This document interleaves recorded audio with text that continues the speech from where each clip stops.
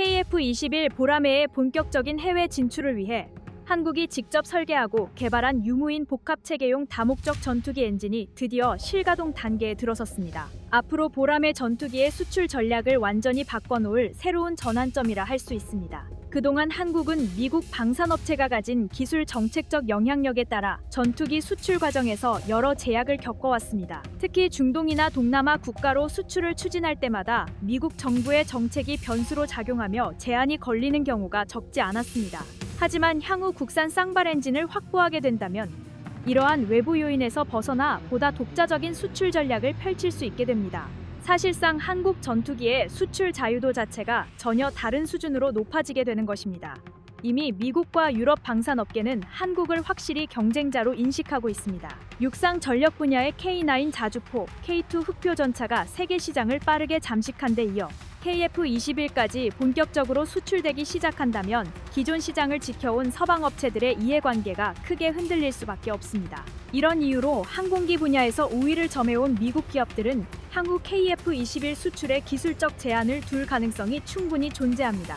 특히 엔진은 미국의 외교적 영향력이 가장 직접적으로 작용하는 핵심 품목이기 때문에 보라매를 해외에 공급하기 위해선 한국형 엔진의 확보가 절대적인 핵심 과제가 됩니다. 이제는 선택이 아니라 국가방산 경쟁력을 위해 반드시 넘어야 할 관문이 된 것이죠. 하나 에어로스페이스는 현재 무인기용 엔진 연구와 병행해 KF-21 전투기에 탑재될 국산 쌍발 엔진 개발을 추진 중이며 총추력 약 4만 5천 파운드급을 목표로 삼고 있다고 밝혔습니다. 또한 기존 설계 방식이 아닌 새로운 공기 순환 구조를 적용해 효율과 신뢰성을 동시에 끌어올리는 차세대 전투기 엔진을 지향하고 있다고 설명했습니다. 이러한 기술이 완성된다면 한국은 KF-21을 비롯한 다음 세대 유무인 전투체계에서 완전한 독자성을 확보하게 될 것이며 향후 세계 전투기 시장에서 이전과는 비교할 수 없는 영향력을 발휘하게 될 것입니다. 실제로 우리 연구진은 5만 5천 파운드급 엔진 개발에 필요한 램펜 블레이드와 코어 모듈의 실증에도 성공한 것으로 확인되었습니다. 현재는 저추력 500파운드급, 최대 0파운드급 무인기 엔진을 본격적으로 개발하고 있으며 이를 기반으로 8만 파운드급 엔진 및 그 이상의 급수까지 확장 개발을 진행할 계획입니다. 첫 번째 국산 엔진은 한국형 무인기 KUSX에 탑재될 예정입니다. 그런데 이러한 상황에서 중국 인민일보 등 일부 중국 언론 기자들은 한국의 엔진 개발 속도가 너무 느리다고 주장하고 있습니다. 중국 역시 항공기 엔진 분야에서 수십 년 동안 기술 정체를 겪고 있지만 최근 개량형 젠 20 전투기에 신형 엔진을 장착했다는 점을 대대적으로 홍보하려는 의도가 반영된 주장으로 보입니다. 중국 일부 언론은 최근 보도에서 한국의 전투기 엔진 개발 속도를 문제 삼으며 비판적인 시각을 드러냈습니다. 이들은 한국이 40대를 운용 중인 F-35A에 장착된 F-135 엔진이 기본 추력 약 2만 8천 파운드, 애프터버너 사용 시 4만 4천 파운드까지 도달하는 반면 한국은 이제서야 2만 2천 파운드급 엔진 2기를 조합해 총 4만 4천 파운드급을 목표로 개발하고 있다며 이런 속도로는 미국을 따라갈 수 있겠냐는 비아냥을 내놓고 있습니다. 그러나 이러한 주장에는 가장 중요한 전제가 빠져 있습니다. 바로 한국이 본격적으로 군용 제트 엔진 개발에 뛰어든 시점 자체가 매우 최근이라는 점입니다. 이 사실을 감안하지 않은 비교는 공정한 평가라고 보기 어렵습니다. 실제로 대한민국이 독자적으로 항공용 터보팬 엔진을 설계하고 제작하기 시작한 것은 2000년대 이후라고 해도 과언이 아닙니다. 그전까지 한국 항공기 개발의 핵심 엔진들은 대부분 미국 유럽산 엔진을 도입해 사용해왔습니다. T-50 초음속 훈련기에 F-404 엔진이 장착된 이유도 같은 맥락입니다. 그러나 현재 한국은 과거와 비교할 수 없을 정도로 기술력을 축적하며 세미 램제트 기술 기반의 고성능 항공 엔진까지 독자 개발 가능한 단계로 성장했습니다. 이는 단순한 기술 향상 수준이 아니라 세계 5위권에 해당하는 엔진 제조 능력과 생산 기반을 확보했다는 의미로 해석할 수 있습니다. 미국, 러시아, 유럽 업체 주도의 분야였던 항공기 엔진 시장에서 한국이 본격적으로 존재감을 드러내기 시작한 것이죠. 국방연구소가 첫 국산 전투기 엔진의 화염 시험에 성공하며 이를 공식적으로 발표한 순간 한국이 전투기 엔진 독자화를 향해 본격적으로 첫 발을 내디뎠다는 사실이 전 세계에 알려졌습니다. 마침 KF-21 보라매와 KUSX 계열 무인 전투기 등 한국산 항공 무기 체계가 연달아 공개되면서 해외 군사 전문 매체들은 이전보다 훨씬 깊은 관심을 한국 무기에 쏟기 시작했습니다. 특히 한국형 중고도 무인기 등 차세대 항공 시스템에서 핵심이 되는 엔진 국산화 속도가 빠르게 증가하자 여러 국가에서 주목하고 있는 상황입니다. 다만 유럽연합 방산 보고서와 일부 해외 분석 기관들은 여전히 한국의 항공 엔진 기술력이 오랜 전통을 가진 군사 강국들에 비해 낮다는 평가를 유지하고 있으며 그 격차를 좁히기 위해선 아직 시간이 필요하다는 의견도 제시하고 있습니다. 사실 불과 10여 년 전만 하더라도 대한민국은 미국과 유럽과 같은 최첨단 전투기 엔진 제조국들과는 감히 비교하기 어려운 나라로 평가받았습니다. 하지만 시간이 흐르며 대한민국의 꾸준한 축적과 노력 덕분에 군사 기술력은 단계적으로 성장했고 현재 우리나라는 불과 몇 년 사이 상상하기 어려운 수준의 전투기 엔진 관련 성과를 달성해내고 있습니다. 최근 전 세계 군사 강국들은 물론이고 한국에 관심이 없던 국가들마저도 한국산 무기에 높은 관심을 보이는 모습을 보면 한국산 무기의 발전 수준이 어느 정도인지 실감할 수 있습니다. 그렇다면 자연스럽게 이런 의문이 드실 것입니다. 대한민국은 언제부터 이렇게 많은 무기들과 전투기 엔진 기술까지 확보하게 된 것일까? 사실 우리 기술력은 꾸준히 진화해왔으며 군사 선진국들과의 기술 격차는 빠르게 줄어들고 있습니다. 대한민국이 개발한 국산 고등훈련기 T-50은 체계적인 개발 계획과 적절한 국산화 전략을 통해 FA-50 공격기로 발전했고 이후 전 세계 여러 국가로 수출되며 KF-21 개발의 기반이 되었습니다. 또한 F-404, F-100, F-414 등 다양한 전투기 엔진을 정비하고 라이선스 생산하며 쌓아온 기술 덕분에 한국은 보다 안전하고 빠르게 자체 엔진 개발을 시도할 수 있는 국가로 성장했습니다. 이러한 성과가 꾸준히 축적되며 이제는 세계 최강 미국조차 한국의 발전 속도에 주목하고 있습니다. 한국 조선 산업이 그렇듯 한국은 이미 엔진 생산 라인과 제조 능력을 갖춘 상태이며 남은 것은 고급 기술력의 확보뿐입니다. 특히 항공기의 최상위 핵심 기술인 엔진 개발 분야는 전통적으로 세계 5개국이 독점해온 영역입니다. 그런데 동아시아의 작은 나라로 여겨지던 한국이 어느 순간 이 치열한 기술 경쟁에 뛰어들게 된 것입니다. 최근에는 KF-21 보라매에 사용될 F-414 엔진의 라이선스 생산까지 시작했습니다. F-414 엔진은 현재도 미 해군의 주력 전투기인 FA-18EF 슈퍼호넷에 탑재되는 엔진으로 기본 추력 약 22,000파운드, 애프터버너 사용 시 약 22,000파운드 이상의 고추력을 발휘합니다. 즉, 대한민국은 이미 2만 파운드급 전투기 엔진을 조립 생산할 수 있는 세계 소수 국가라는 의미입니다. 그렇다면 한국은 왜 여전히 2만 파운드급 이상의 독자 엔진 개발을 서두르는 것일까요? 그 이유는 소재 기술과 내열 기술이라는 높은 기술 장벽 때문입니다. 전 세계 항공우주 산업에서 가장 개발 난도가 높은 분야를 꼽으라면 단연 전투기용 제트 엔진이 빠질 수 없습니다. 이 분야는 고온 고압 환경을 견뎌내야 하며 엔진 내부에서 발생하는 연소 압축 팽창 과정을 극한 조건에서 반복해야 하기 때문에 소재 기술의 정점이라고 불릴 정도로 높은 기술력을 필요로 합니다. 항공 엔진은 크게 고바이패스와 저바이패스로 나뉘는데 우리가 흔히 타는 여객기에는 연비가 중요하기 때문에 고바이패스 엔진이 주로 사용됩니다. 반면 전투기는 초음속 돌파, 고기동 능력, 빠른 추력 응답성이 요구되기 때문에 대부분 저바이패스 터보팬 엔진을 사용합니다. 이 엔진은 넘겨받는 공기 대부분을 내부에서 압축하고 연소시키기 때문에 출력은 높지만 개발 난도가 훨씬 큽니다. 영국이나 프랑스처럼 엔진 개발에 100년 넘게 투자한 나라조차 새로운 엔진을 개발할 때마다 시행착오를 겪는 이유도 이 때문입니다. 우리나라가 개발 중인 엔진도 이 어려운 저바이패스 방식이기 때문에 과정이 순탄치 않은 것은 어찌 보면 자연스러운 일입니다. 그럼에도 한국 연구진은 꾸준한 기술 축적을 통해 성능을 끌어올리는 데 성공하고 있으며 전투기 엔진 개발 경험이 많지 않음에도 점진적으로 기술 장벽을 돌파해 왔습니다. 사실 한국은 비교적 짧은 기간 동안 전기 추진, 터보팬, 제트 엔진 등 다양한 분야를 단계적으로 경험하며 빠르게 역량을 쌓아왔습니다.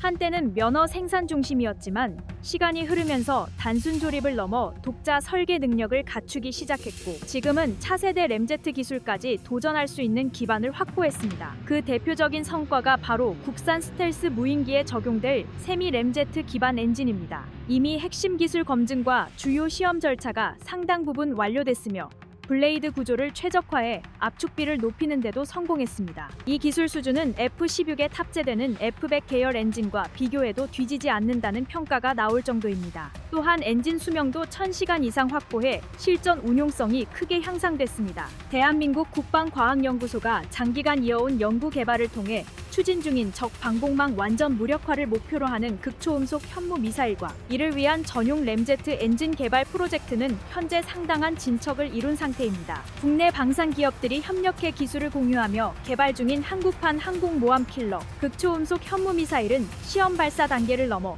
곧 배치 단계에 돌입할 것이라는 소식도 전해지고 있습니다. 과거 러시아 야혼트 미사일의 성능을 참고해 개발된 한국형 극초음속 현무 미사일의 목표 성능은 사거리 2000km 이상, 최대 속도 마하9 이상으로 분류되는 차세대 3세대 극초음속 미사일입니다. 강력한 성능 대비 전장은 약 14m, 발사 중량은 약 20톤으로 설계되어 경량화에도 성공할 것으로 기대됩니다. 탄두는 800kg에서 1500kg까지 탑재할 수 있으며 한국이 독자적으로 개발한 최신 스트랩다운 항법 장치가 적용되어 초정밀 유도 능력을 갖추고 있습니다. 이를 활용하면 서해 동해 등에서 중국 해군 항공모함을 탐지 후 단시간 내에 명중시키는 대함 미사일로의 운용도 가능합니다. 국방과학연구소가 언급한 극초음속 미사일은 기존의 단순 극초음속 순항 미사일이 아니라 현무 6 시리즈로 추정되며 탄도 미사일 형식을 기반으로 극초음속 활공체를 탑재한 부스트 글라이드 방식일 가능성이 높습니다. 부스트 글라이드 방식의 탄두는 순간 속도 마하 15 이상까지 도달할 수 있으며 중국과 북한이 보유한 방공망 체계로는 실질적 요격이 사실상 불가능한 수준입니다. 또한 미사일 동체에 내장된 위성 항법 장치가 비행 중 자동으로 웨이포인트를 최적화하며 목표 도달 시까지 아군 함정 및 지상 기지를 완벽하게 회피하도록 설계된 최신 항법 구조가 적용돼 전투 생존성이 대폭 강화되었습니다. 현무 극초음속 미사일은 외형부터 기존의 미사일과는 뚜렷한 차이를 보여줍니다. 특히 노즈콘과 날개 구조에 적용된 세미 스텔스 설계 덕분에 레이더 반사 면적이 크게 감소해 적 방공 시스템이 탐지하거나 요격 미사일을 유도하는 과정이 한층 어려워졌습니다. 여기에 다중 데이터 링크 기능이 더해지면서 여러 발의 미사일을 동시에 운용하는 복합포화 공격 전술도 가능해졌고 이는 적 함대의 대응 시간을 사실상 없애버리는 결과를 만들어냅니다. 탄두 설계 역시 생존성을 극대화했습니다. 요격탄의 파편이나 근접 신관 폭발에도 쉽게 손상되지 않는 둔감화 장약을 적용해 목표 지역까지 살아남아 도달할 확률을 획기적으로 끌어올렸습니다. 목표물에 도착하면 외부에서 터지는 방식이 아니라 함체를 관통한 뒤 내부에서 폭발하도록 설계돼 파괴 효율이 극대화됩니다. 이 때문에 단순 지상 목표뿐 아니라 중국 해군이 보유한 대형 구축함이나 항공모함도 단발로 무력화시킬 수 있는 수준의 파괴력을 갖춘 것으로 평가됩니다. 방공망을 회피하는 기동 능력도 현무 미사일의 핵심 장점입니다. 램제트 엔진에 안정적으로 공기를 공급하는 측면 흡입구 디자인 덕분에 기존 세대에 대한 미사일처럼 단순한 좌우 회피 기동만 수행하는 것이 아니라 상하, 대각선 등 다방향 기동을 능숙하게 수행합니다. 필요할 경우에는 해수면을 스치듯 비행하는 시스키밍이나 고도 상승 후 급강하하는 팝업 기동 등 차세대 회피 패턴도 자유롭게 구사할 수 있어 적 방공 체계의 교전 회로를 사실상 무력화시킬 수 있습니다. 현무 극초음속 미사일의 비약적인 성능 향상은 추진 체계에서도 비롯됩니다. 국방과학연구소가 개발한 고체 로켓 부스터와 램제트를 결합한 복합 추진 방식은 초기 가속과 지속 순항 성능을 동시에 확보해 기존 고체 미사일보다 사거리가 크게 늘어났습니다.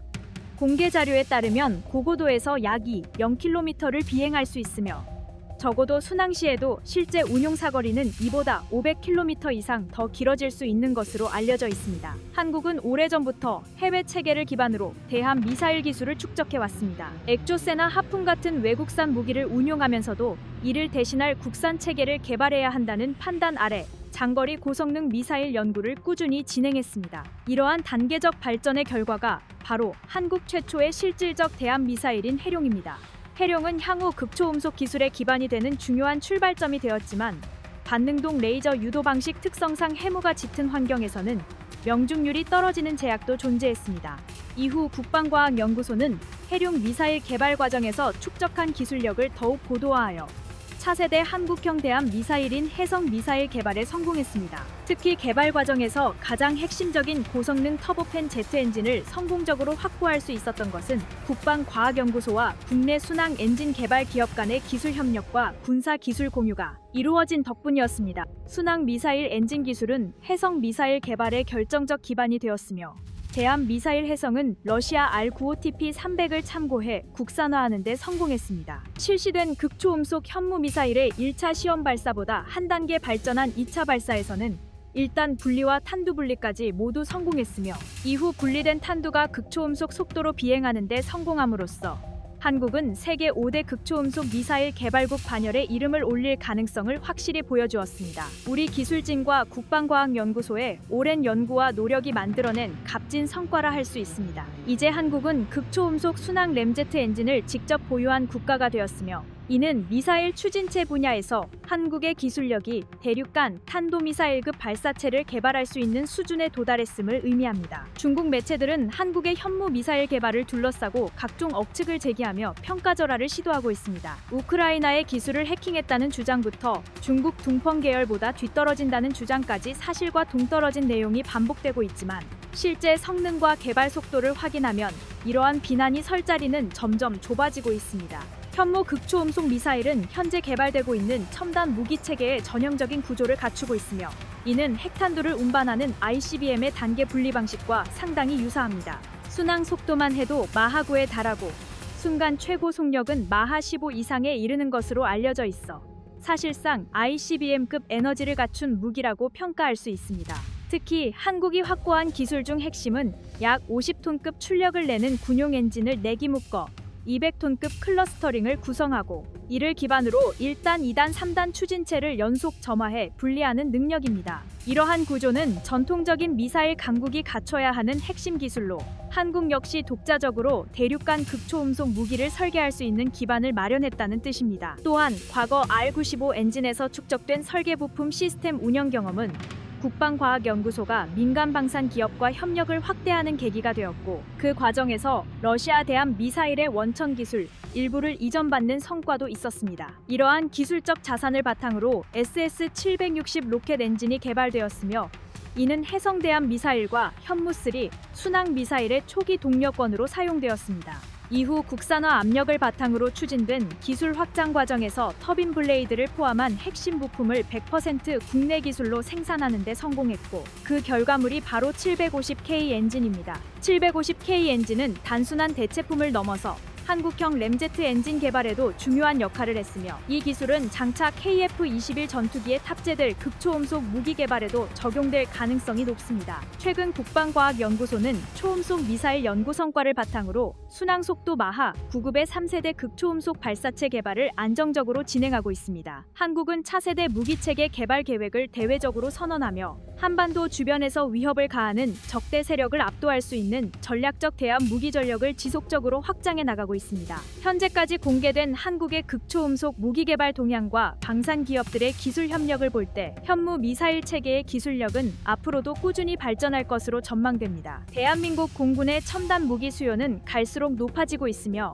국내 군사기술 발전 속도는 과거의 무기들을 단기간에 구형화해버릴 만큼 빠르게 변하고 있습니다. 이러한 흐름 속에서 KF-21 전투기는 새로운 합동 편대 운용 개념을 기반으로 한 차세대 유무인 복합 비행 체계를 구축할 예정이며 이에 대한 기술 개발 소식이 또 한 번 화제를 불러일으키고 있습니다. 한국항공우주산업과 국방과학연구소는 최근 새로운 성과를 공개해 국내뿐 아니라 전 세계 군사 전문지와 외신들의 주목을 받고 있습니다. 이번에 발표된 기술은 KF-21 전투기와 편대 비행을 수행할 한국형 무인 전투기 관련 개발 진척 소식이었습니다. 한국 공군은 앞으로 KF-21 보라매 한 대가 KUS 계열 무인기 4대를 통제하는 새로운 편대 개념을 운영하게 됩니다. 이 구조가 완전히 도입되면 단 한 명의 조종사만으로도 대규모 전력에 준하는 유무인 복합 편대 운용이 가능해지고 한 편대가 투사할 수 있는 무장량은 기존 대비 최소 4배 이상 늘어나며 작전 반경 또한 2배 가까이 확대됩니다.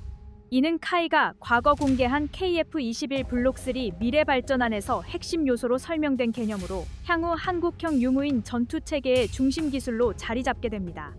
특히 경량 스텔스 무인기 KUS-LW는 날카로운 형상과 함께 KF-21과 동일 계열의 전파흡수 소재, 전파흡수 구조를 적용해 넓은 주파수 영역에서 탁월한 저피탐 능력을 보여줄 것으로 예상됩니다.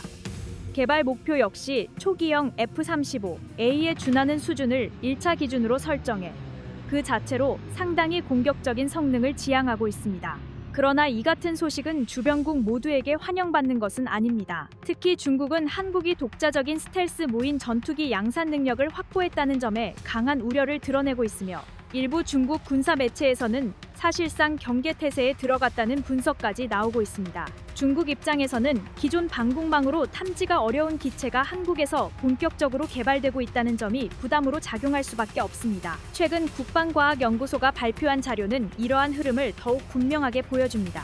한국 공군이 스텔스 무인 전투기의 핵심 개발을 진행 중이며 이미 첫 비행까지 순조롭게 성공했다는 사실을 공식적으로 공개한 것입니다. 이는 KUS 개발 일정이 구체적으로 확정됐다는 뜻이기도 하며 예상보다 훨씬 빠른 시점에 KF-21과 함께 협동 임무를 수행할 신형 무인 전투기를 실제로 보게 될 가능성이 크다는 것을 의미합니다. 사실 한국군의 무인기 기술 축적은 하루아침에 이루어진 것이 아닙니다. 지난 10년 이상 각종 작전형 UAV에 꾸준히 투자하며 실질적인 성과를 축적해왔습니다. 그 결과 대한민국의 국방력은 이제 과거와 비교조차 어려울 정도로 크게 향상됐고 동아시아에서 독보적인 수준을 넘어 유럽 주요국과도 대등한 기술력을 갖춘 국가로 평가받고 있습니다. 지상, 해상, 공중 전력 모두에서 첨단 무기들이 연이어 공개되고 있으며 방산 기업들은 매년 신기록에 가까운 수출 실적을 내며 국제시장에서 존재감을 확대하고 있습니다. 실제로 어느 해에는 단 1년 동안 러시아를 제치고 세계 2위권 수출 실적을 기록하는 성과도 있었습니다. 초창기 KF-X 사업이 막 추진되던 시기만 해도 한국형 스텔스 무인 전투기는 극비리에 진행되는 장기 연구에 가까웠습니다.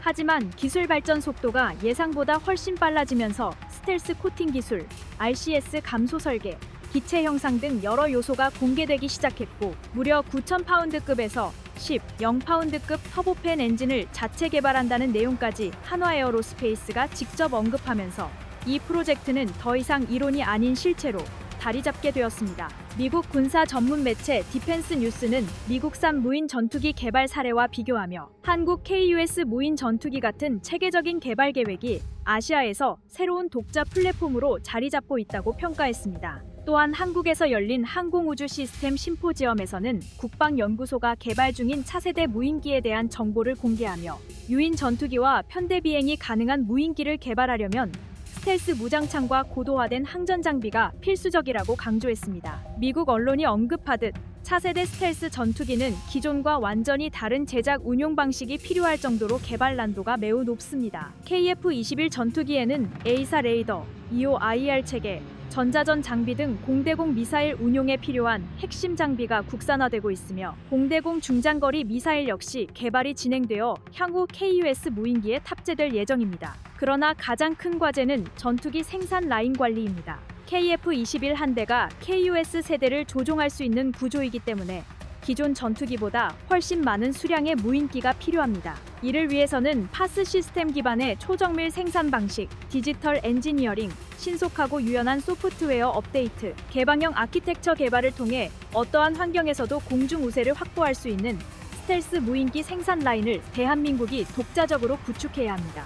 한국은 앞으로 무인 스텔스 전투기 개발 과정에서 기술 성숙도를 빠르게 끌어올리는 전략적 접근을 강화해야 합니다. 기술을 한꺼번에 완성하려 하기보다 단계별 시험 운용과 조기 시범 적용을 통해 잠재 위험을 최소화하고 실전 활용 가능성을 점진적으로 높여가는 방식이 중요한데요. 이러한 개발 방식은 속도와 안정성을 동시에 확보하기 위한 핵심 절차로 평가됩니다. 특히 KF-21 사업을 통해 확보한 스텔스 설계 경험과 고도의 데이터 처리, 융합 기술 역량을 고려하면 향후 등장할 한국형 무인 스텔스기는 동일 세대의 주변국 플랫폼보다 우위에 설 가능성이 크다는 분석도 나오고 있습니다. 현재 국내 방산 산업은 과거와 비교하기 어렵다는 평가가 나올 정도로 빠르게 전력화가 이루어지고 있습니다. 각 군에서 새 무기 체계를 연속적으로 배치하고 있을 뿐 아니라 국방 연구기관과 산업계가 협력해 미사일 포탄 같은 기존 무기뿐 아니라 레이더, 센서, 전자전, 지휘 통제 기술까지 다양한 분야에서 진전을 이루고 있습니다.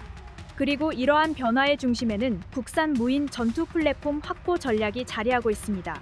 한국항공우주산업은 경공격 헬기의 무인 운용 개념, FA-50의 무인 전투 플랫폼화 등 여러 미래 로드맵을 제시하고 있고, 국방과학연구소와 방위사업청 역시 소형 정찰용 UAV부터 중형 대형급 전술 UAV, 배회 탄약, 통신 중계용 무인 플랫폼까지 폭넓은 분야의 사업을 본격 실전 단계로 올리고 있습니다. 이 모든 사업이 예정보다 안정적으로 추진될 경우 한국은 단독으로 전투기 무인기 기술 체계 전반을 구축한 국가의 반열에 오르게 됩니다.